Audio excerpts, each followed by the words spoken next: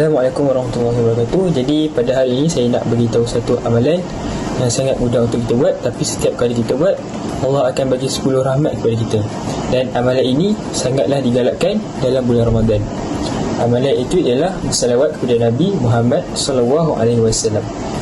Ramai orang fokus pada puasa, tarawih, tadarus Al-Quran, yang semua itu memang bagus, tapi kadang-kadang kita terlepas satu sunnah yang sangat mudah, iaitu memperbanyakkan selawat kepada Nabi. Rasulullah SAW bersabda, setiap berselawat ke atasku sekali, Allah berselawat kepadanya 10 kali. Hadis riwayat Muslim. Bayangkanlah, kita selawat sekali, Allah bagi 10 rahmat kepada kita. Kalau kita selawat 10 kali, Allah bagi 100 rahmat. Kalau kita selawat 100 kali dalam sehari, dalam bulan Ramadan ni, bayangkan betapa banyaknya rahmat Allah yang turun kepada kita. Dan yang paling menarik, selawat ni kita boleh buat pada bila-bila masa.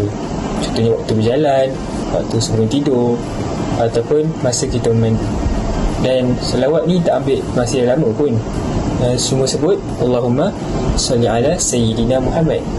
Jadi Ramadan ini, selain kita fokus kepada puasa dan tarawih, kita cuba untuk tambah satu amalan mudah, iaitu membanyakkan selawat kepada Nabi Muhammad SAW. Allahumma salli ala Sayyidina Muhammad.